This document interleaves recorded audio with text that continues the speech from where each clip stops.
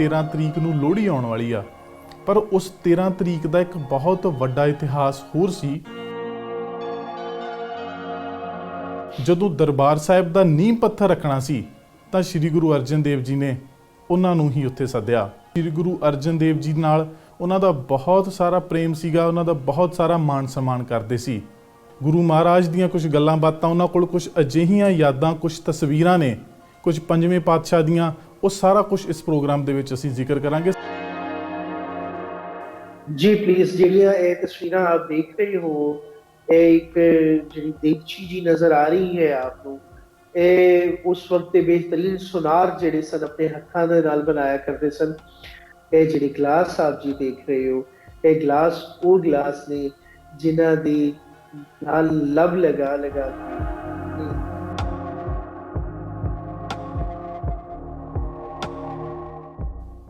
ਧਰਮਪੁਰੇ, ਲਾਹੌਰ ਧਰਮਪੁਰੇ ਦੇ ਇਲਾਕੇ 'ਚ ਹੈ। ਨਹਿਰ ਦਾ ਪੁਲ ਵੀ ਬਹੁਤ ਮਸ਼ਹੂਰ ਹੈ ਜੀ।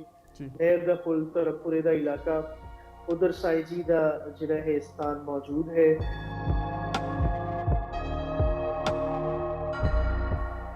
ਸੋ 101 ਦਾ ਜਥਾ ਲੈ ਕੇ ਸਰਦਾਰ ਰੁਪਿੰਦਰ ਸਿੰਘ ਜੀ ਸ਼ਾਮਪੁਰਾ ਸਾਹਿਬ ਔਰ ਉਹਨਾਂ ਦੇ ਨਾਲ ਪੰਥ ਦੇ ਮੁੱਖ ਵਿਦਵਾਨ, ਮੁੱਖ ਭਾਗੀ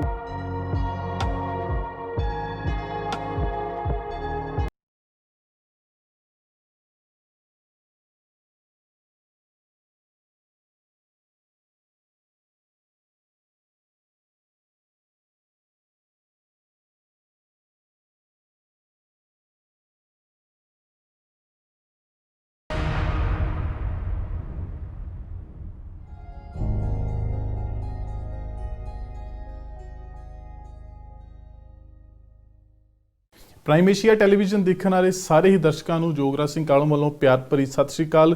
ਤੁਸੀਂ ਦੇਖ ਰਹੇ ਹੋ ਪ੍ਰੋਗਰਾਮ ਪ੍ਰਾਈਮ ਚਰਚਾ ਤੇ ਅੱਜ ਦਾ ਇਹ ਪ੍ਰੋਗਰਾਮ ਇੱਕ ਬਹੁਤ ਹੀ ਵਿਸ਼ੇਸ਼ ਪ੍ਰੋਗਰਾਮ ਆ, ਬਹੁਤ ਹੀ ਵਿਸ਼ੇਸ਼ ਮਹਿਮਾਨ ਦੇ ਨਾਲ ਆ, ਬਹੁਤ ਹੀ ਸਤਿਕਾਰਯੋਗ ਹਸਤੀਆਂ ਦੇ ਨਾਲ ਆ।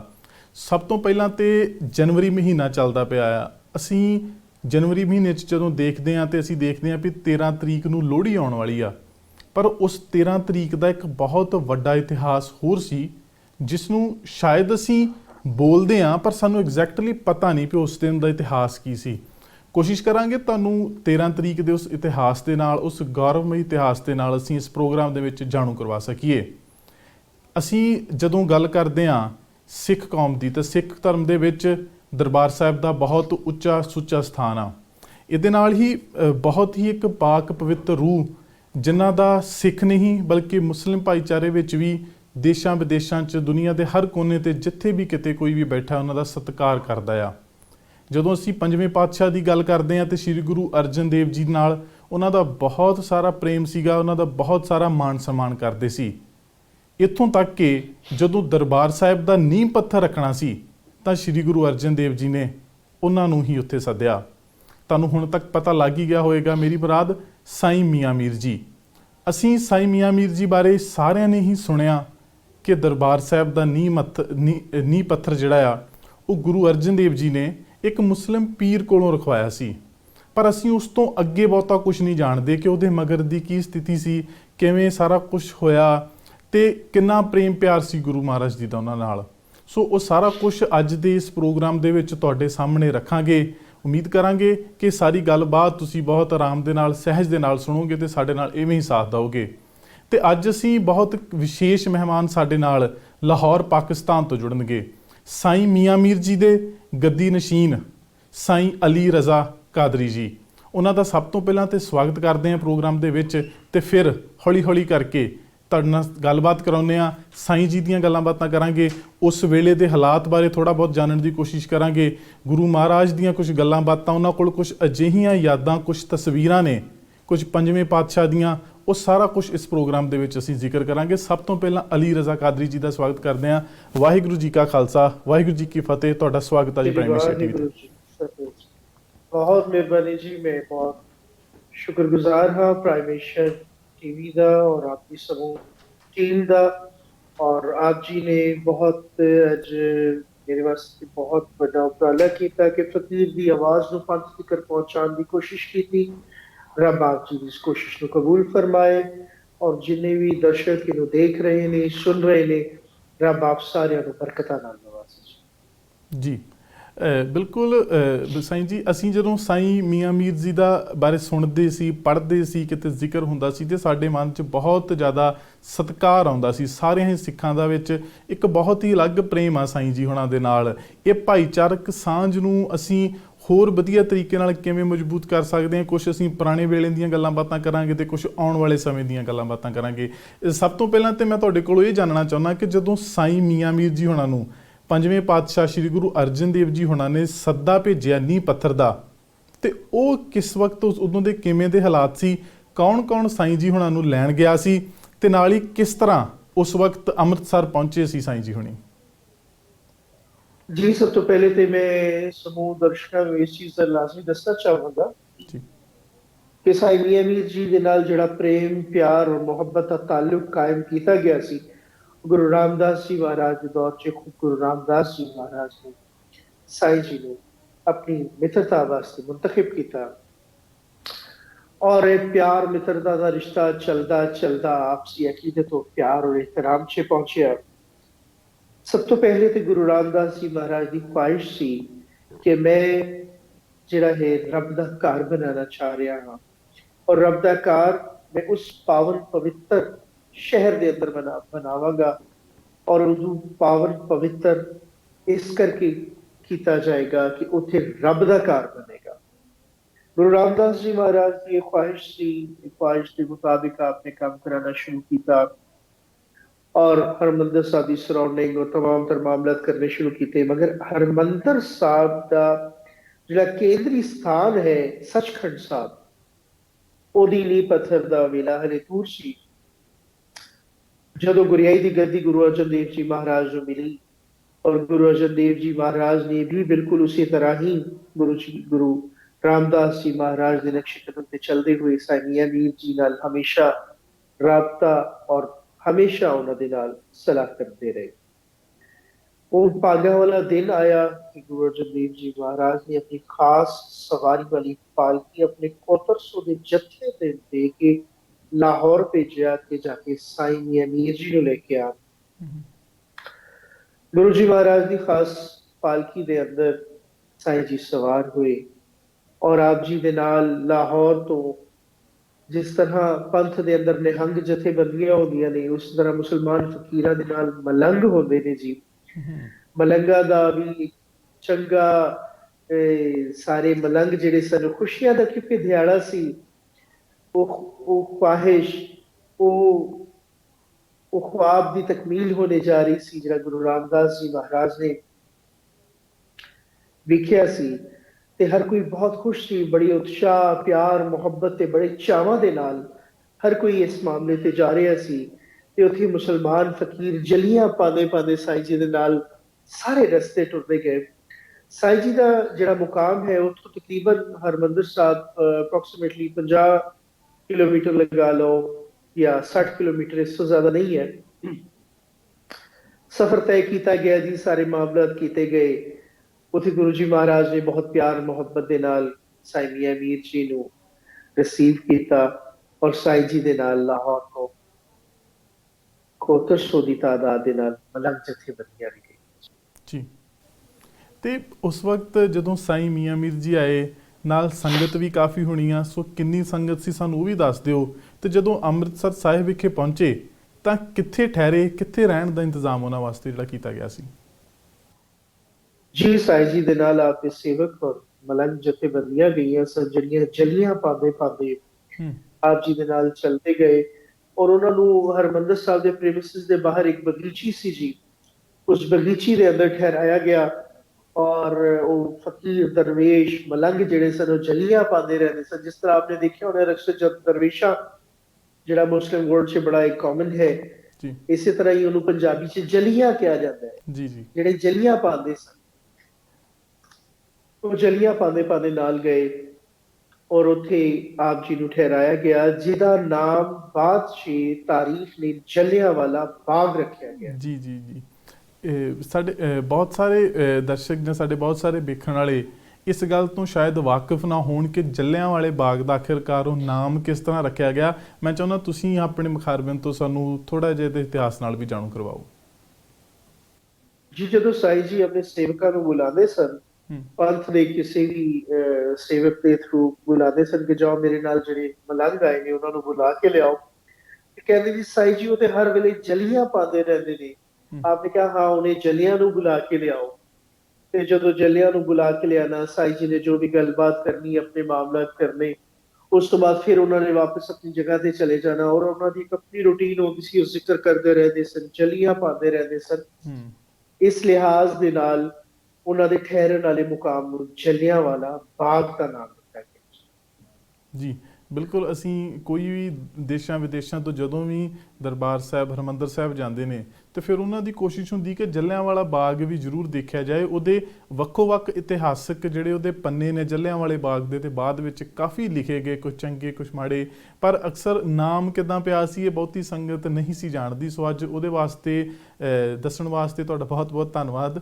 ਤੇ ਅਸੀਂ ਨਾਲ ਹੀ ਜਦੋਂ ਗੁਰੂ ਮਹਾਰਾਜ ਜੀ ਨੇ ਨੀਂਹ ਪੱਥਰ ਰੱਖਣ ਦਾ ਮਾਣ ਬਖਸ਼ਿਆ, ਉਸ ਵੇਲੇ ਦੇ ਹਾਲਾਤਾਂ ਬਾਰੇ ਸਾਨੂੰ ਥੋੜ੍ਹਾ ਜਿਹਾ ਦੱਸੋ। ਕਿਵੇਂ ਦਾ ਮਾਹੌਲ ਸੀਗਾ, ਇੱਕ ਕਿਵੇਂ ਦਾ ਚਾਅ ਸੀਗਾ, ਉਹ ਸਿੱਖਾਂ ਦਾ ਮੁਸਲਮਾਨਾਂ ਦਾ ਆਪਸੀ ਪ੍ਰੇਮ, ਅਸੀਂ ਉਹਦੇ ਬਾਰੇ ਸਾਨੂੰ ਕੁਛ ਨਾ ਕੁਛ ਜ਼ਰੂਰ ਦੱਸੋ ਜੀ। जी प्रेम भी थे, बहुत बहुत आपस से प्यार मोहब्बत अदब एहतराम बहुत ज्यादा सी, क्योंकि पंथ बहुत ज्यादा यूज टू सी।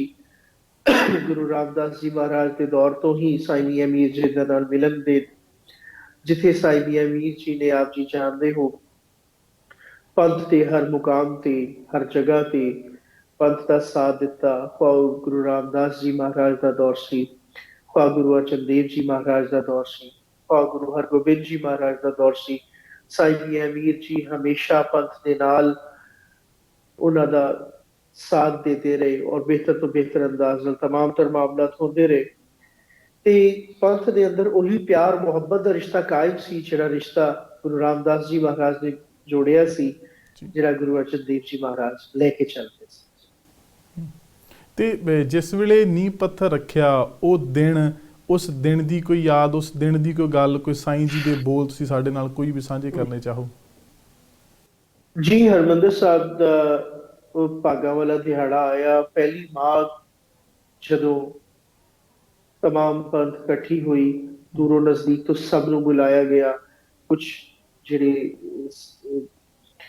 गुरु नानक देव जी महाराज ਦੇ ਸ਼ਰਧਾਲੂ ਸਨ, ਆਪ ਕੁਝ ਰਸ਼ੀਅਨ ਰਿਆਸਤਾਂ ਵੱਲੋਂ ਆਏ, ਕਿਉਂਕਿ ਗੁਰੂ ਨਾਨਕ ਦੇਵ ਜੀ ਮਹਾਰਾਜ ਦੀ ਜ਼ਿਆਦਾਤਰ ਉਦਾਸੀਆਂ ਜਿਹੜੀਆਂ ਸਨ ਅਰਬ ਕੰਟਰੀਜ਼ ਦੀ ਸਨ, ਤੇ ਆਪ ਦੇ ਜਿਹੜੇ ਫੋਲੋਅਰਸ ਸਨ ਉਹ ਅਰਬ ਕੰਟਰੀਜ਼ ਤੋਂ ਹੀ ਜ਼ਿਆਦਾ ਸਨ। ਆਪ ਕੁਝ ਇਸ ਤਰ੍ਹਾਂ ਆਉਂਦੇ ਰਹੇ, ਸਾਰਿਆਂ ਨੂੰ ਸੱਦਾ ਭੇਜਿਆ ਗਿਆ, ਹਰ ਕੋਈ ਆਇਆ ਪਹੁੰਚਿਆ, ਸਾਰਿਆਂ ਨੇ ਹੁਮ ਹੁਮਾ ਕੇ ਯਕਮ ਬਾਗ ਤੇ ਸਾਰੇ ਪਹੁੰਚੇ। ਔਰ ਉਸ ਦਿਨ ਗੁਰੂ ਅਰਜਨ ਦੇਵ ਜੀ ਮਹਾਰਾਜ ਦੀ ਮੌਜੂਦਗੀ ਦੇ ਅੰਦਰ, ਬਾਬਾ ਬੂੜਾ ਜੀ ਮਹਾਰਾਜ ਦੀ ਮੌਜੂਦਗੀ ਦੇ ਅੰਦਰ, ਮਾਤਾ ਗੰਗਾ ਜੀ ਦੀ ਮੌਜੂਦਗੀ ਦੇ ਅੰਦਰ ਔਰ ਸਮੂਹ ਪੰਥ ਦੀ ਮੌਜੂਦਗੀ ਦੇ ਅੰਦਰ ਹਰਿਮੰਦਰ ਸਾਹਿਬ ਦਾ ਨੀਂਹ ਪੱਥਰ ਰੱਖਿਆ ਗਿਆ। ਹਰਿਮੰਦਰ ਸਾਹਿਬ ਦਾ ਨੀਂਹ ਪੱਥਰ ਰੱਖਿਆ ਗਿਆ। ਸਾਈ ਮੀਆਂ ਮੀਰ ਜੀ ਨੇ ਪਹਿਲੀਆਂ 5 ਇੱਟਾਂ ਹਰਿਮੰਦਰ ਸਾਹਿਬ ਦੀਆਂ ਜਿਹੜੀਆਂ ਸਨ ਉਹ ਜੋੜੀਆਂ। ਕੁਮਾਰ ਨੇ ਪੁੱਟ ਕੇ ਉਹਨੂੰ ਗੁਨੀਏ ਤੇ ਕਰ ਦਿੱਤਾ। ਉਹ ਵੀ ਇੱਕ ਅਲੱਗਾ ਟੌਪਿਕ ਹੈ ਜੀ। ਖੈਰ ਹਰਿਮੰਦਰ ਸਾਹਿਬ ਦੀ ਨੀਂਹ ਪੱਥਰ ਰੱਖੀ ਗਈ। ਗੁਰੂ ਅਰਜਨ ਦੇਵ ਜੀ ਮਹਾਰਾਜ ਨੇ ਇਸ ਖੁਸ਼ੀਆਂ, ਪਿਆਰ ਤੇ ਬਲਬਲੀ ਵਾਲੀ ਦਿਨ 'ਚ ਬਹੁਤ ਖੁਸ਼ ਹੁੰਦੇ ਹੋਏ ਗੁਰੂ ਜੀ ਮਹਾਰਾਜ ਨੂੰ ਆਪਣੇ ਹੱਥ ਦਾ ਸਿਮਰਨਾ ਪੇਸ਼ ਕੀਤਾ। ਤੇ ਜਦੋਂ ਸਾਰਿਆਂ ਨੇ ਦੇਖਿਆ ਕਿ ਗੁਰੂ ਜੀ ਮਹਾਰਾਜ ਨੇ ਆਪਣਾ ਉਹ ਸਿਮਰਨਾ ਜਿਹਦੇ ਨਾਲ ਆਪ ਨੂੰ ਬਹੁਤ ਜ਼ਿਆਦਾ ਪਿਆਰ ਸੀ, ਜਿਹਦੇ ਬਗੈਰ ਆਪ ਕਦੀ ਵੀ ਨਹੀਂ ਰਹਿੰਦੇ ਸਨ, ਉਹ ਸਾਈ ਮੀਆਂ ਮੀਰ ਜੀ ਨੂੰ ਪੇਸ਼ ਕੀਤਾ ਹੈ। ਤੇ ਮਾਤਾ ਗੰਗਾ ਜੀ ਨੇ ਫੌਰੀ ਤੌਰ ਤੇ ਆਪਣੇ ਗਲ ਦਾ ਹਾਰ ਜਿਹੜਾ ਸੀ ਉਹ ਸਾਈ ਜੀ ਨੂੰ ਭੇਟ ਕੀਤਾ। ਤੇ ਗੁਰੂ ਜੀ ਮਹਾਰਾਜ ਨੇ ਸਮੂਹ ਪੰਥ ਨੂੰ ਕਿਹਾ ਕਿ ਸਾਈ ਜੀ ਨੂੰ ਸਾਰੇ ਜਿਹੜੇ ਨੇ ਉਹ ਭੇਟਾਂ ਪੇਸ਼ ਕਰੋ, ਆਪਣੇ ਆਪਣੇ ਵੱਲੋਂ ਗਿਫਟ ਦਿਓ। ਤੇ ਬਾਬਾ ਬੂੜਾ ਜੀ ਮਹਾਰਾਜ ਨੇ ਆਪਣੇ ਹੱਥ ਦਾ ਖੂਨਾ ਪੇਸ਼ ਕੀਤਾ। ਹੋਰ ਸਾਰੀਆਂ ਸੰਗਤਾਂ ਨੇ, ਹੋਰ ਸਾਰੇ ਮਾਮਲਾਤ ਨੇ, ਸਾਰੀਆਂ ਸੰਗਤਾਂ ਨੇ ਜੋ ਜੋ ਆਪਣੇ ਆਪਣੇ ਇਖਤਿਆਰ 'ਚ ਸੀ ਉਹ ਦੇਣਾ ਸ਼ੁਰੂ ਕਰ ਦਿੱਤਾ। ਤੇ ਸਾਈ ਮੀਆਂ ਮੀਰ ਜੀ ਨੇ ਉਹ ਸਾਰੇ ਗਿਫਟ ਜਿਹੜੇ ਸਨ ਉਹ ਹਰਿਮੰਦਰ ਸਾਹਿਬ ਦੀ ਸੇਵਾ ਦੇ ਅੰਦਰ ਜਿਹੜੇ ਸਨ ਉਹ ਪੇਸ਼ ਕਰ ਦਿੱਤੇ ਕਿ ਮੇਰੇ ਵੱਲੋਂ ਹਰਿਮੰਦਰ ਸਾਹਿਬ ਦੀ ਸੇਵਾ 'ਚ ਲਗਾਏ ਜਾਣ। ਮਗਰ ਜੋ ਗਿਫਟ ਗੁਰਿਆਈ ਦੇ ਨਾਲ ਜੁੜੇ ਸਨ, ਮਸਲਨ ਗੁਰੂ ਅਰਜਨ ਦੇਵ ਜੀ ਮਹਾਰਾਜ ਦਾ ਸਿਮਰਨਾ, ਮਾਤਾ ਗੰਗਾ ਜੀ ਦੀ ਗਲ ਦਾ ਹਾਰ, ਬਾਬਾ ਬੂੜਾ ਜੀ ਦਾ ਖੂੰਡਾ ਜੋ ਕਿ ਚਾਂਦੀ ਦਾ ਬਣਿਆ ਬਹੁਤ ਵੱਡਾ ਖੂੰਡਾ ਹੈ ਜੀ, ਉਹ ਜਿਹੜਾ ਸੀ ਉਹ ਸਾਈਂ ਜੀ ਨੇ ਆਪਣੇ ਕੋਲ ਰੱਖਿਆ, ਔਰ ਜੀ ਅੱਜ ਵੀ ਉਹ ਤਮਾਮ ਤਰ ਜਿਹੜੀਆਂ ਯਾਦਗਾਰ ਚੀਜ਼ਾਂ ਨੇ, ਉਹ ਅੱਜ ਵੀ ਉਹ ਇਲਾਹੀ ਰੂਪ, ਉਹਨਾਂ ਦੇ ਅੰਦਰੋਂ ਨੂਰ ਨਿਕਲਦਾ ਹੈ, ਉਹ ਨੂਰ ਦੀਆਂ ਕਿਰਨਾਂ ਲੜੀ ਦਰ ਲੜੀ, ਵਿਰਾਸਤ ਦਰ ਵਿਰਾਸਤ, ਉਹ ਅੱਜ ਮੇਰੇ ਕੋਲ ਮੌਜੂਦ ਨੇ। ਕਿਉਂਕਿ ਮੇਰੇ ਤੋਂ ਪਹਿਲੇ ਦਰਬਾਰ ਦੀ ਸੇਵਾ ਜਿਹੜੇ ਸਨ ਮੇਰੇ ਫਾਦਰ ਸਾਈਂ ਚੰਦ ਪੀਰ ਕਾਦਰੀ ਜੀ ਕਰਦੇ ਸਨ। ਉਹਨਾਂ ਤੋਂ ਜੀ ਪਹਿਲੇ ਉਹਨਾਂ ਦੇ ਪਿਤਾ ਜੀ ਸਾਈਂ ਅਸਗਰ ਅਲੀ ਕਾਦਰੀ ਜੀ ਕਰਦੇ ਸਨ। ਉਸ ਤੋਂ ਪਹਿਲੇ ਉਹਨਾਂ ਦੇ ਪਿਤਾ ਜੀ ਸਾਈਂ ਅਨਾਇਤ ਅਲੀ ਸ਼ਾਹ ਸਾਹਿਬ ਕਰਦੇ ਸਨ। ਜੀ ਤੇ ਅੱਜ ਉਹਨਾਂ ਦਾ ਤਸਲਸਲ, ਉਹਨਾਂ ਦਾ ਫੈਜ਼, ਉਹਨਾਂ ਦਾ ਉਹ ਪਿਆਰ ਗੁਰੂ ਜੀ ਮਹਾਰਾਜ ਦੀ ਤਮਾਮ ਚੀਜ਼ਾਂ ਦਾ ਅਮੀਨ ਮੈਂ ਹਾਂ, ਔਰ ਮੇਰੇ ਤੱਕ ਤਮਾਮ ਚੀਜ਼ਾਂ ਪਹੁੰਚੀਆਂ। ਜੀ ਮੈਂ ਦੱਸ ਦੇਵਾਂ ਜਿੰਨੇ ਵੀ ਦੇਖ ਰਹੇ ਨੇ ਕਿ ਸਾਈਂ ਅਲੀ ਕਾਦਰੀ ਜੀ 20ਵੀਂ ਗੱਦੀ ਤੇ ਇਸ ਵਕਤ ਵਿਰਾਜਮਾਨ ਨੇ ਸਾਈਂ ਮੀਆਂ ਮੀਰ ਜੀ ਦੀ। ਸੋ ਲਾਹੌਰ ਪਾਕਿਸਤਾਨ ਤੋਂ ਇਸ ਵਕਤ ਸਾਡੇ ਨਾਲ ਉਹ ਸਿੱਧਾ ਗੱਲਬਾਤ ਕਰਨ ਲਈ ਵਿਸ਼ੇਸ਼ ਤੌਰ ਦੇ ਉੱਤੇ ਬੇਨਤੀ ਕਰਨ ਤੋਂ ਬਾਅਦ ਉਹਨਾਂ ਨੇ ਸਾਡੇ ਨਾਲ ਜੁੜੇ। ਤੇ ਇਹ ਸਾਈਂ ਜੀ ਬਿਲਕੁਲ ਠੀਕ ਆ ਕਿ ਪਹਿਲਾਂ ਚੌਥੇ ਪਾਤਸ਼ਾਹ ਸ੍ਰੀ ਗੁਰੂ ਰਾਮਦਾਸ ਜੀ ਦਾ ਬਹੁਤ ਪਿਆਰ ਸਾਈਂ ਜੀ ਦੇ ਨਾਲ, ਫਿਰ ਪੰਜਵੇਂ ਪਾਤਸ਼ਾਹ ਸ੍ਰੀ ਗੁਰੂ ਅਰਜਨ ਦੇਵ ਜੀ ਦਾ ਬਹੁਤ ਪਿਆਰ ਸਾਈਂ ਜੀ ਦੇ ਨਾਲ, ਉਸ ਤੋਂ ਬਾਅਦ ਛੇਵੇਂ ਪਾਤਸ਼ਾਹ ਸ੍ਰੀ ਗੁਰੂ ਹਰਗੋਬਿੰਦ ਸਾਹਿਬ ਜੀ ਦਾ ਬਹੁਤ ਪਿਆਰ ਸਾਈਂ ਜੀ ਦੇ ਨਾਲ, ਮਾਤਾ ਗੰਗਾ ਜੀ ਹੋਣਾ ਨੇ ਆਪਣੇ ਗਲ ਦਾ ਹਾਰ ਦਿੱਤਾ, ਸ੍ਰੀ ਗੁਰੂ ਅਰਜਨ ਦੇਵ ਜੀ ਹੋਣਾ ਨੇ ਆਪਣੇ ਹੱਥ ਦਾ ਉਹ ਅਨਮੋਲ ਸਿਮਰਨਾ ਦਿੱਤਾ, ਬਾਬਾ ਬੁੱਢਾ ਜੀ ਸਾਹਿਬ ਹੋਣਾ ਨਾਲ ਇੰਨਾ ਪਿਆਰ, ਉਹਨਾਂ ਨੇ ਵੀ ਆਪਣੇ ਹੱਥ ਦਾ ਜਿਹੜਾ ਉਹ ਖੁੰਡਾ ਉਹਨਾਂ ਨੂੰ ਦਿੱਤਾ ਸਾਈਂ ਜੀ ਹੋਣਾ ਨੂੰ। ਸੋ ਬਹੁਤ ਸਾਰਾ ਪ੍ਰੇਮ, ਇੰਨੀਆਂ ਸਾਰੀਆਂ ਤੰਦਾਂ, ਇੰਨਾ ਸਾਰਾ ਮੋਹ, ਸੋ ਸਾਰਾ ਕੁਛ ਹੀ ਐਵੇਂ। ਤੇ ਉਸ ਵਕਤ ਜਦੋਂ ਇਹ ਸਾਰਾ ਕੁਝ ਹੋਇਆ, ਫਿਰ ਕਿੰਨਾ ਹੀ ਦੇਰ ਸਾਈਂ ਜੀ ਅੰਮ੍ਰਿਤਸਰ ਸਾਹਿਬ ਰੁਕੇ ਤੇ ਕਦੋਂ ਵਾਪਸ ਆਏ ਜੀ? ਜੀ ਸਭ ਤੋਂ ਪਹਿਲੇ ਤੇ ਜਦੋਂ ਸਾਈਂ ਜੀ ਉੱਥੇ ਪਹੁੰਚੇ ਸਨ, ਔਰ ਆਪ ਜੀ ਕਾਫੀ ਦੇਰ ਰਹੇ, ਕਿਉਂਕਿ ਗੁਰੂ ਜੀ ਮਹਾਰਾਜ ਨੇ ਤਮਾਮ ਸੰਗਤਾਂ ਦੀ ਕਰ ਜਿੱਥੋਂ ਜਿੱਥੋਂ ਗੁਰੂ ਨਾਨਕ ਦੇਵ ਜੀ ਮਹਾਰਾਜ ਦੀ ਉਦਾਸੀਆਂ ਸਨ, ਔਰ ਗੁਰੂ ਸਾਹਿਬਾਨ ਦੀ ਜਿੱਥੇ ਜਿਸ ਇਲਾਕੇ 'ਚ ਸੇਵਾ ਸੀ, ਜੀ ਜਿਹੜੇ ਜਿਹੜੇ ਭਗਤ ਪੂਰੀ ਦੁਨੀਆ ਦੇ ਅੰਦਰ ਮੌਜੂਦ ਸਨ। ਮੱਕੇ ਤੋਂ ਵੀ ਲੋਕ ਆਏ ਸਨ, ਮਦੀਨੇ ਤੋਂ ਵੀ ਲੋਕ ਆਏ ਸਨ, ਵਾਹ ਜੀ ਬਗਦਾਦ ਤੋਂ ਵੀ ਲੋਕ ਆਏ ਸਨ, ਈਰਾਨ ਤੋਂ ਵੀ ਲੋਕ ਆਏ ਸਨ, ਰਸ਼ੀਅਨ ਰਿਆਸਤਾਂ ਤੋਂ ਵੀ ਲੋਕ ਆਏ ਸਨ। ਜਿੱਥੇ ਜਿੱਥੇ ਉਦਾਸੀਆਂ ਸਨ, ਹਰ ਪਾਸਿਓਂ ਜਿਹੜੀ ਸੀ ਸੰਗਤ ਪਹੁੰਚੀ ਸੀ। ਤੇ ਲਿਹਾਜ਼ਾ ਸਾਈਂ ਜੀ ਦੇ ਨਾਲ ਸਾਰਿਆਂ ਦਾ ਬਹੁਤ ਜ਼ਿਆਦਾ ਪ੍ਰੇਮ ਪਿਆਰ, ਕਿਉਂਕਿ ਸਾਈਂ ਜੀ ਦੇ ਬਾਰੇ 'ਚ ਸਾਰਿਆਂ ਨੇ ਸੁਣ ਰੱਖਿਆ ਸੀ। ਕਿਉਂਕਿ ਸਾਈਂ ਜੀ ਦਾ ਜਿਹੜਾ ਪਿਆਰ ਮੁਹੱਬਤ ਦਾ ਰਿਸ਼ਤਾ ਪੰਥ ਦੇ ਨਾਲ ਸੀ, ਉਹ ਕਿਸੇ ਤੋਂ ਲੁਕਿਆ ਹੋਇਆ ਨਹੀਂ ਸੀ। ਔਰ ਉਸੇ ਤਰੀਕੇ ਦੇ ਨਾਲ ਸੰਗਤ ਨੇ ਆਪ ਜੀ ਦਾ ਪਿਆਰ ਮੁਹੱਬਤ ਜਿਹੜਾ ਸੀ ਉਹ ਸਾਰਿਆਂ ਨੇ ਆਪਸ ਵਿੱਚ ਵੰਡਿਆ, ਔਰ ਸਾਈਂ ਜੀ ਤਮਾਮ ਪੰਥ ਦੀ ਸੇਵਾ ਕਰਕੇ, ਸਾਰੇ ਮਾਮਲਾਤ ਕਰਕੇ ਪੁਰਸਕੂਨ ਤਰੀਕੇ ਨਾਲ ਵਾਪਸ ਤਸ਼ਰੀਫ ਲਿਆਏ ਸਨ ਜੀ। ਜੀ ਹੁਣ ਜਦੋਂ ਆਪਾਂ ਤੱਕ ਜੀ ਸੱਚਖੰਡ ਸਾਹਿਬ ਦੀ ਤਾਮੀਰ ਜਿਹੜੀ ਸੀ ਇੱਕ ਮੁਕੰਮਲ ਮੁਕਾਮ ਤੱਕ ਨਹੀਂ ਪਹੁੰਚ ਗਈ ਸੀ, ਉਹ ਸਾਈਂ ਜੀ ਨੇ ਆਪਣੀ ਮੌਜੂਦਗੀ ਸ਼ੁਰੂ ਕਰਵਾਇਆ ਸੀ। ਠੀਕ ਹੈ ਜੀ। ਹੁਣ ਜਿਉਂ ਹੀ ਸਮਾਂ ਅੱਗੇ ਵੱਧਦਾ ਗਿਆ, ਸਮਾਂ ਐਸਾ ਆ ਗਿਆ ਕਿ ਸਨ 1606 ਈਸਵੀ ਜੂਨ ਦੇ ਮਹੀਨੇ ਜਦੋਂ ਪੰਜਵੇਂ ਪਾਤਸ਼ਾਹ ਸ੍ਰੀ ਗੁਰੂ ਅਰਜਨ ਦੇਵ ਜੀ ਨੂੰ ਉਸ ਸਮੇਂ ਦੇ ਜਹਾਂਗੀਰ ਬਾਦਸ਼ਾਹ ਵੱਲੋਂ ਤੱਤੀਆਂ ਤਵੀਆਂ ਤੇ ਬਿਠਾਇਆ ਗਿਆ, ਹੋਰ ਵੀ ਬਹੁਤ ਤਰੀਕੇ ਦੇ ਤਸੀਹੇ ਦਿੱਤੇ, ਤਾਂ ਉਸ ਵਕਤ ਇਤਿਹਾਸ 'ਚ ਜ਼ਿਕਰ ਆਉਂਦਾ ਕਿ ਸਾਈਂ ਮੀਆਂ ਮੀਰ ਜੀ ਹੁਣਾਂ ਨੇ ਹਾਂ ਦਾ ਨਾਅਰਾ ਮਾਰਿਆ ਸੀ ਗੁਰੂ ਮਹਾਰਾਜ ਜੀ ਦੇ ਹੱਕ ਦੇ ਵਿੱਚ। ਉਸ ਵਕਤ ਉਹਨਾਂ ਨੇ ਇੱਥੋਂ ਤੱਕ ਲਾਹੌਰ ਦੀ ਇੱਟ ਨਾਲ ਇੱਟ ਖੜਕਾਉਣ ਦੀ ਵੀ ਗੱਲ ਗੁਰੂ ਮਹਾਰਾਜ ਜੀ ਨੂੰ, ਗੁਰੂ ਅਰਜਨ ਦੇਵ ਜੀ ਨੂੰ ਆਖੀ ਸੀ। ਉਸ ਵਕਤ ਦਾ ਸਾਨੂੰ ਹਾਲਾਤ ਥੋੜ੍ਹੇ ਜਿਹੇ ਦੱਸਣ ਦੀ ਕੋਸ਼ਿਸ਼ ਕਰਿਓ ਜੀ। ਦੇਖੋ ਜੀ, ਸਭ ਤੋਂ ਪਹਿਲੇ ਤੇ ਮੈਂ ਸਮੂਹ ਸੁਣਨ ਵਾਲਿਆਂ ਵੇਖਣ ਵਾਲਿਆਂ ਨੂੰ ਇਹ ਕਹਿਣਾ ਚਾਹਾਂਗਾ ਕਿ ਬਾਦਸ਼ਾਹ ਦਾ ਕੋਈ ਮਜ਼ਹਬ ਨਹੀਂ ਹੁੰਦਾ, ਉਹਦਾ ਕੋਈ ਦੀਨ ਨਹੀਂ ਹੁੰਦਾ। ਉਹਨੂੰ ਆਪਣੀ ਬਾਦਸ਼ਾਹੀ ਨਾਲ ਗਰਜ਼ ਹੁੰਦੀ, ਉਹਨੂੰ ਆਪਣੇ ਤਖਤ ਦੇ ਨਾਲ ਗਰਜ਼ ਹੁੰਦੀ ਹੈ, ਉਹਨੂੰ ਹੋਰ ਕਿਸੇ ਚੀਜ਼ ਨਾਲ ਕੋਈ ਗਰਜ਼ ਨਹੀਂ ਹੁੰਦੀ। ਜੀ ਜੇ ਜਾਗੀਰ ਦੀ ਗੱਲ ਕਰੀਏ ਤੇ ਉਹਨੇ ਆਪਣੇ ਬਾਪ ਨੂੰ ਜ਼ਿੰਦਾ ਹੀ ਜਮਨਾ ਦੇ ਕਿਨਾਰੇ ਕੈਦ ਕੀਤਾ ਸੀ, ਆਪਣਾ ਭਰਾ ਦਾਰਾ ਸ਼ਿਕੋ ਨੂੰ ਮਾਰਿਆ, ਸ਼ੁਜਾ ਦੀਆਂ ਅੱਖਾਂ ਜਿਹੜੀਆਂ ਸਨ ਕੱਢ ਕੇ ਥਾਲ 'ਚ ਰੱਖ ਕੇ ਆਪਣੇ ਬਾਪ ਨੂੰ ਪੇਸ਼ ਕੀਤੀਆਂ। ਇੱਕੋ ਭੈਣ ਸੀ, ਉਹਨੂੰ ਇਹ ਕਹਿ ਕੇ ਅੰਦਰ ਕੈਦ ਕਰ ਦਿੱਤਾ ਕਿ ਜਾ ਤੂੰ ਅੰਦਰ ਜਾ ਕੇ ਬਾਪੂ ਦੀ ਸੇਵਾ ਕਰ। ਤੇ ਬਾਦਸ਼ਾਹੀ ਦਾ ਕੋਈ ਮਜ਼ਹਬ ਨਹੀਂ ਹੁੰਦਾ। ਸੈਕੰਡਲੀ ਇੱਕ ਚੀਜ਼ ਜਿਹੜੀ ਹੈ ਡਾਇਰੈਕਟਲੀ ਜਿਹੜੀ ਹੈ, ਨਾ ਹੀ ਮੈਂ ਤੇ ਉਹਦੀ ਕੋਈ ਹਮਾਇਤ ਕਰਾਂਗਾ, ਕਿਉਂਕਿ ਹਮਾਇਤ ਇਸ ਕਰਕੇ ਨਹੀਂ ਕਰਾਂਗਾ, ਉਹਨੇ ਸਾਡੇ ਹੀ ਕਾਦਰੀ ਚਸ਼ਮੋ ਚਰਾਗ ਜਿਹੜੇ ਸਨ ਦਾਰਾ ਸ਼ਿਕੋ, ਜਿਹੜੇ ਗੁਰੂ ਜੀ ਦੇ ਬੜੇ ਅੱਛੇ ਮਿੱਤਰ ਵੀ ਸਨ, ਔਰ ਇੱਕ liberal crown prince of India ਸੀ, ਉਹਨੂੰ ਵੀ ਮਾਰਿਆ ਸੀ। ਮੇਰੀ ਜਾਗੀਰ ਦੇ ਨਾਲ ਕਿਸੇ ਕਿਸਮ ਦੀ ਕੋਈ ਹਮਾਇਤ ਨਹੀਂ ਜੋੜੀ, ਮਗਰ ਗੁਰੂ ਜੀ ਮਹਾਰਾਜ ਦੇ ਜਿਹੜੇ ਪਰਸਨਲ ਜਿਹੜੇ ਇਸ਼ੂਜ਼ ਸਨ, ਔਰ ਪਰਸਨਲ ਜਿਹੜਾ ਬਣਾ ਲਿੱਤਾ ਗਿਆ ਸੀ ਦੀਵਾਨ ਚੰਦੂ ਮਹਲ ਨੇ, ਜੀ ਜਿਹਦੀ ਧੀ ਦੇ ਰਿਸ਼ਤੇ ਦਾ ਮਸਲਾ ਸੀ, ਜਿਹਦਾ ਗੁਰੂ ਜੀ ਨੇ ਇਨਕਾਰ ਕੀਤਾ। ਔਰ ਉਹਦਾ ਕਰਕੇ ਉਹਨੇ ਬਹੁਤ ਸਾਰੇ ਉਹਨਾਂ ਨੂੰ ਮਨਵਾਉਣ ਵਾਸਤੇ ਕਿ ਵੀ ਸਭ ਤੋਂ ਪਹਿਲੇ ਕਿ ਵੀ ਉਹਨਾਂ ਨੇ ਰਿਸ਼ਤੇ ਤੋਂ ਇਨਕਾਰ ਕੀਤਾ, ਸਾਰੇ ਮਾਮਲਾਤ ਕੀਤੇ, ਉਸ ਚੀਜ਼ ਦਾ ਗੁੱਸਾ, ਹੋਰ ਸਾਰੇ ਮਾਮਲਾਤ ਉਹਨਾਂ ਨੂੰ ਹਾਂ ਦਿਵਾਉਣ ਦੇ ਚੱਕਰ 'ਚ ਪੰਥ ਦਾ ਜਿਹੜਾ ਟਾਕਰਾ ਸੀ ਉਹ ਗੁਰੂ ਹਰਗੋਬਿੰਦ ਜੀ ਮਹਾਰਾਜ ਦੇ ਦੌਰ ਤੋਂ ਹੋਇਆ ਹਮ, ਸੀ। ਇੱਥੋਂ ਤੀਕਰ ਕਿ ਜਦੋਂ ਗੁਰੂ ਜੀ ਮਹਾਰਾਜ ਨੂੰ ਤਸੀਹੇ ਦਿੱਤੇ ਗਏ, ਆਪ ਜੀ ਨੂੰ ਚੰਦੂ ਦੀ ਹਵੇਲੀ ਦੇ ਅੰਦਰ, ਜਿਹੜਾ ਅੱਜ ਦਾ ਮੌਜੂਦਾ ਡੇਰਾ ਸਾਹਿਬ ਗੁਰਦੁਆਰਾ ਹੈ, ਜੀ ਜਿਹੜੀ ਚੰਦੂ ਦੀ ਹਵੇਲੀ ਸੀ, ਉਹਦੇ ਅੰਦਰ ਆਪ ਜੀ ਨੂੰ ਤਸੀਹੇ ਦਿੱਤੇ ਗਏ। ਉਹਦੀ ਉਬਲਦੀਆਂ ਰੇਤਾਂ ਤੇ ਜਿਹੜਾ ਉਹ ਆਪ ਜੀ ਦੇ ਉੱਤੇ ਬਾਲੂ ਰੇਤਾਂ ਪਾਈਆਂ ਗਈਆਂ, ਕੜਾਈ ਦੇਗਾਂ ਦੇ ਅੰਦਰ ਗੁਰੂ ਅਰਜਨ ਦੇਵ ਜੀ ਮਹਾਰਾਜ ਨੂੰ ਜਿਹੜਾ ਸੀ ਉਹ ਉਬਾਲਿਆ ਗਿਆ। ਬਹੁਤ ਸਾਰੇ ਮਾਮਲਾਤ ਹੋਏ। ਇਹਦਾ ਇਹ ਵਾਕਿਆ ਇਸ ਤਰ੍ਹਾਂ ਹੈ ਜੀ, ਤਾਰੀਖ ਗਵਾਹ ਹੈ ਕਿ ਜਦੋਂ ਸਾਈਂ ਜੀ ਦੇ ਕੋਲ ਇੱਕ ਗੁਰਸਿੱਖ ਰੋਂਦਾ ਕੁਰਲਾਂਦਾ ਪਹੁੰਚਿਆ ਔਰ ਦੱਸਿਆ ਕਿ ਚੰਦੂ ਦੀ ਹਵੇਲੀ ਦੇ ਅੰਦਰ ਇਹ ਘਟਨਾ ਵਾਪਰਨ ਲਈ ਹੈ, ਸਾਈਂ ਜੀ ਆਪ ਜੀ ਬੋਲੋ ਉੱਥੇ ਫੌਰੀ ਤੌਰ ਤੇ ਪਹੁੰਚੋ। ਸਾਈਂ ਜੀ ਆਪਣੀ ਸੰਗਤ ਦੇ ਨਾਲ ਮੌਜੂਦ ਸਨ। ਸਾਈਂ ਜੀ ਨੇ ਉੱਥੇ ਹੀ ਹਾ ਦਾ ਨਾਰਾ ਮਾਰਿਆ ਔਰ ਹਾਹਾਕਾਰ ਕਰਦੇ ਹੋਏ ਆਪ ਜੀ ਚੰਦੂ ਦੀ ਵਹੀ ਹਵੇਲੀ 'ਚ ਪਹੁੰਚੇ। ਜਦੋਂ ਉੱਥੇ ਦੇਖਿਆ, ਉੱਥੇ ਨਿਗਰਾਨਾਂ ਨੇ ਕਿ ਬਾਦਸ਼ਾਹਾਂ ਦੇ ਪੀਰ ਆ ਗਏ ਨੇ, ਤੇ ਉਹ ਫੌਰੀ ਤੌਰ ਤੇ ਨਿਗਰਾਨ ਜਿਹੜੇ ਸਨ, ਉਹ ਜਿਹੜੇ ਦਰਬਾਨ ਸਨ, ਉਹ ਨਸ ਗਏ। ਤੇ ਜਦੋਂ ਆਪਨੇ ਅੱਗੇ ਜਾ ਕੇ ਦੇਖਿਆ ਕਿ ਗੁਰੂ ਜੀ ਮਹਾਰਾਜ ਨੂੰ ਤੱਤੀ ਤਵੀ ਤੇ ਬਿਠਾਇਆ ਜਾ ਰਿਹਾ ਔਰ ਉੱਤੇ ਬਾਲੂ ਰੇਤਾ ਪਾਈ ਜਾ ਰਹੀ ਹੈ, ਤੇ ਆਪ ਜੀ ਨੇ ਕਿਹਾ, ਆਪ ਜੀ ਬਹੁਤ ਜਲਾਲ 'ਚ ਆਏ। ਤੇ ਤਾਰੀਖ ਗਵਾਹ ਹੈ ਕਿ ਸਾਈਂ ਜੀ ਨੇ ਕਿਹਾ ਕਿ ਮਿੱਤਰ ਮੈਂ ਤੁਹਾਨੂੰ ਇਸ ਹਾਲਤ 'ਚ ਨਹੀਂ ਵੇਖ ਸਕਦਾ, ਤੁਸੀਂ ਹੁਕਮ ਕਰੋ। ਮੈਂ ਲਾਹੌਰ ਤੇ ਦਿੱਲੀ ਦੀ ਇੱਟ ਨਾਲ ਇੱਟ ਖੜਕਾ ਗਿਆ। ਤੇ ਉਦੋਂ ਤਾਰੀਖ ਗਵਾਹ ਹੈ ਕਿ ਸਾਈਂ ਜੀ ਦੇ ਹੱਥ ਤੁਸੀਂ ਜਿਹੜੀ ਵੀ ਤਸਵੀਰ ਦੇਖੋਗੇ ਇਸ ਤਰ੍ਹਾਂ ਨੇ, ਇੱਕ ਹੱਥ 'ਚ ਲਾਹੌਰ ਸੀ ਤੇ ਇੱਕ ਹੱਥ 'ਚ ਦਿੱਲੀ ਸੀ। ਜੀ ਤੇ ਗੁਰੂ ਜੀ ਮਹਾਰਾਜ ਨੇ ਉੱਥੇ ਉਹ ਬੋਲ ਬੋਲੇ ਜਿਹੜਾ ਅੱਜ ਵੀ ਸਿੱਖ ਪੰਥ ਦੇ ਵਾਸਤੇ ਜਿਹੜਾ ਹੈ ਅੰਮ੍ਰਿਤ ਦਾ ਕੰਮ ਕਰਦੇ ਨੇ। ਆਪਨੇ ਫਰਮਾਇਆ ਤੇਰਾ ਪਾਣਾ ਮਿੱਠਾ ਲੱਗਾ, ਕਿ ਰੱਬ ਦਾ ਜਿਹੜਾ ਹੁਕਮ ਹੈ, ਔਰ ਆਪਨੇ ਸ਼ਹੀਦੀ ਪ੍ਰਾਪਤ ਕੀਤੀ ਜੀ।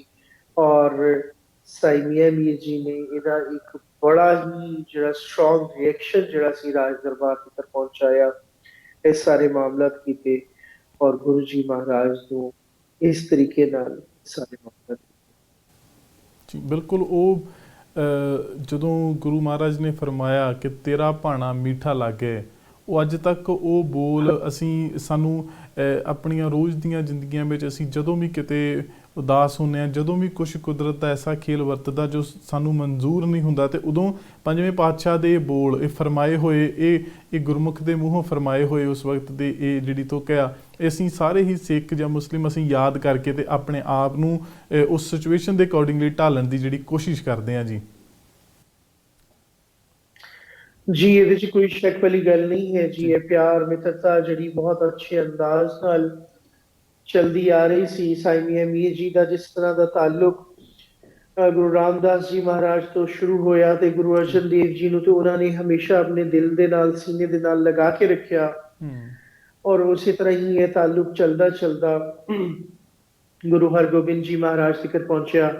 ਜਦੋਂ ਗੁਰੂ ਜੀ ਮਹਾਰਾਜ ਨੇ ਰੱਬ ਦਾ ਭਾਣਾ ਮੰਨਦੇ ਹੋਏ ਸ਼ਹੀਦੀ ਦਾ ਚੋਲਾ ਓढ़ਿਆ, ਤੇ ਉਸ ਤੋਂ ਬਾਅਦ ਗੁਰਿਆਈ ਦੀ ਗੱਦੀ ਗੁਰੂ ਹਰਗੋਬਿੰਦ ਜੀ ਮਹਾਰਾਜ ਤੱਕ ਪਹੁੰਚੀ।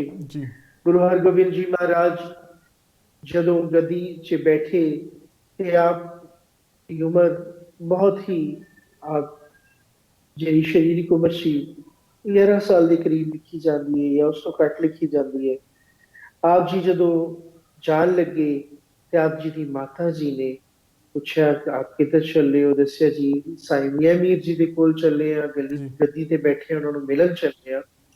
ਤੇ ਆਪ ਜੀ ਦੀ ਮਾਤਾ ਜੀ ਨੇ ਕਿਹਾ ਕਿ ਆਪ ਖਾਲੀ ਹੱਥ ਨਾ ਜਾਓ, ਇਹ ਮੇਰੇ ਵੱਲੋਂ ਇਹ ਪਾਣੀ ਦੀ ਸੁਰਾਈ ਲੈਂਦੇ ਜਾਓ ਤੇ ਇਹ ਪ੍ਰੇਮ ਸਾਗਰ ਲੈਂਦੇ ਜਾਓ ਤੇ ਸਾਈਂ ਜੀ ਨੂੰ ਆਪ ਜੀ ਤੇ ਆ ਜਾਓ। ਗੁਰੂ ਜੀ ਮਹਾਰਾਜ ਤਸ਼ਰੀਫ ਲੈ ਗਏ ਔਰ ਸਾਈਂ ਜੀ ਨੂੰ ਜਦੋਂ ਪਤਾ ਚੱਲਿਆ ਕਿ ਗੁਰੂ ਹਰਗੋਬਿੰਦ ਜੀ ਮਹਾਰਾਜ ਤਸ਼ਰੀਫ ਲਿਆਏ ਨੇ, ਸਾਈਂ ਜੀ ਉਦੋਂ ਕਾਫੀ ਬ੍ਰਿਧ ਹੋ ਚੁੱਕੇ ਸਨ। ਸੰਗਤ ਨੇ ਜਦੋਂ ਆ ਕੇ ਦੱਸਿਆ ਕਿ ਸਾਈਂ ਜੀ ਤਸ਼ਰੀਫ ਲਿਆਏ ਨੇ, ਗੁਰੂ ਜੀ ਮਹਾਰਾਜ ਤਸ਼ਰੀਫ ਲਿਆਏ ਨੇ, ਸਾਈਂ ਜੀ ਆਪਣੀ ਜਗ੍ਹਾ ਤੋਂ ਉੱਠਦੇ ਨੇ ਤੇ ਇਸ਼ਾਰਾ ਕਰਦੇ ਨੇ ਗੁਰੂ ਜੀ ਮਹਾਰਾਜ ਨੂੰ ਕਿ ਆਪਨੇ ਘੋੜੇ ਤੋਂ ਨਹੀਂ ਉਤਰਨਾ, ਘੋੜੇ ਤੋਂ ਨਹੀਂ ਉਤਰਨਾ। ਅੱਗੇ ਜਾਂਦੇ ਨੇ, ਆਪ ਜੀ ਨੂੰ ਆਪਣੀਆਂ ਤਲੀਆਂ ਤੇ ਉਤਾਰਦੇ ਨੇ ਕਿ ਮੇਰੀ ਤਲੀਆਂ ਤੇ ਉਤਰੋ। ਸਾਈਂ ਮੀਆਂ ਮੀਰ ਜੀ ਨੂੰ ਹਰਗੋਬਿੰਦ ਜੀ ਮਹਾਰਾਜ ਨੂੰ ਆਪਣੀ ਤਲੀਆਂ ਤੇ ਉਤਾਰਦੇ ਨੇ, ਕਹਿੰਦੇ ਨੇ ਮੇਰੀ ਤਲੀਆਂ ਤੇ ਉਤਰੋ। ਔਰ ਆਪ ਜੀ ਨੂੰ ਆਪਣੀ ਤਲੀਆਂ ਤੇ ਉਤਾਰ ਕੇ ਸਾਬਿਤ ਕੀਤਾ ਕਿ ਇੱਕ ਦਰਵੇਸ਼ ਦੀ ਇੱਜ਼ਤ ਇੱਕ ਦਰਵੇਸ਼ ਕਰ ਸਕਦਾ ਹੈ, ਇਹ ਸੰਸਾਰੀ ਲੋਕ ਨਹੀਂ ਕਰ ਸਕਦੇ।